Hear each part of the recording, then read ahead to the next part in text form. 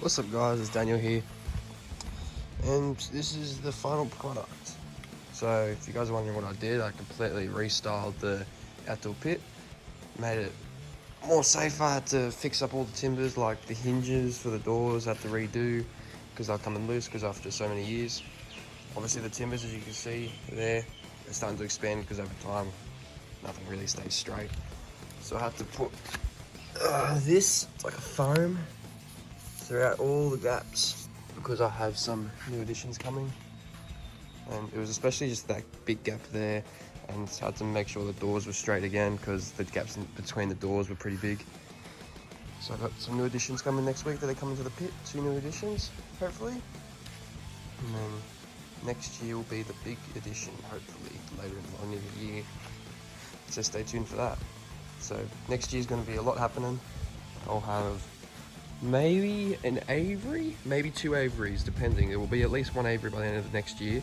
That'll be for either the 2 new additions, or there'll be 2 aviaries, one for the 2 new additions coming next week and for another new addition. And yeah, so next year's definitely going to be a big year for me, so stay tuned for all that. I'll go through what's done in the tank. So I've got this ledge that I stapled all this fake grass to.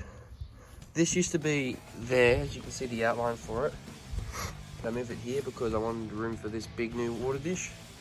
And I know you shouldn't have it that deep for blue tongues, but I made sure all of them went around. And there's a lot of stuff to climb on in there, in case they just decide to go in there. But I've seen all 3 of them, the lizards that are in here, just walk straight through it with their head up, so I'm not fussed about it. Should be fine. Move this big rock from the center of there to here. Nice little ledge to get up there. Trimmed all the weeds, just kept it over in the corner there, so like a bit of greenery. I do plan on putting real plants in here, like maybe one in this corner there, get rid of the weeds, put one over there. See the albino blueies going ham over there. Roof tile, in case they want to bask. Nice little ledge here they can get under and hide as well. Big ledge there that goes up and over, so they can hide under there. The new additions can hide now, the blueies can hide under there.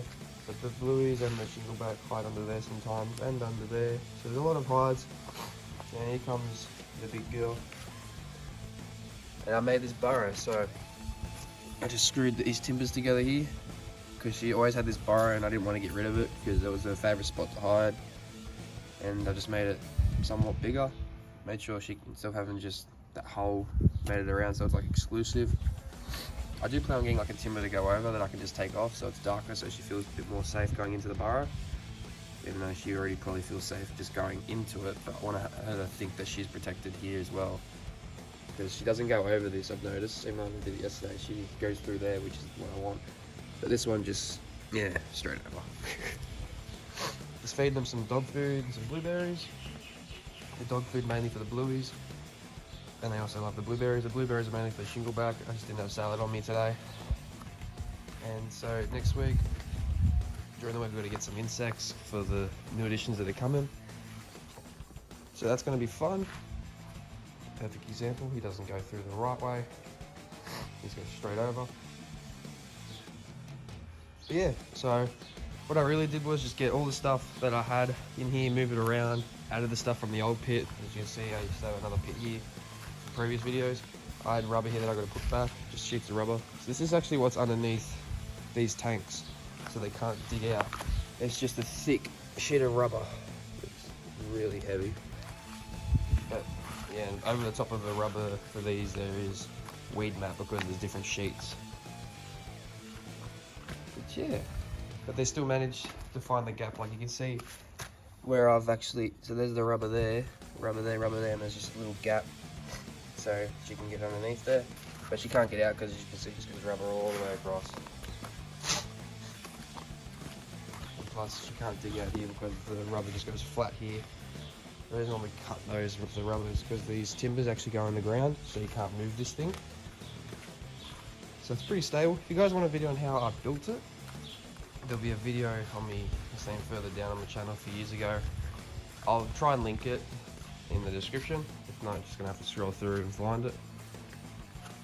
Yeah, so dimensions, if you guys are wondering, 3 meters long, meter across, about maybe 400 or 500 high. I wanted to get more timbers to go higher, but yeah, haven't had time. It'd be easy because I can just add a timber to that, screw, and go straight across again. Yeah, another timber higher, I can do that there. It'd be alright, be able to have more options with climbing and that, so I'll keep that in mind for now, just not at the moment. But yeah, hope you guys enjoyed. If you did, make sure you hit that like button and subscribe for more. Got a lot of videos coming. Next week I'm filming a lot as well, so slowly getting back into the grind of filming. Just been working a lot, as I say every other video. And yeah, I'll see you guys next time.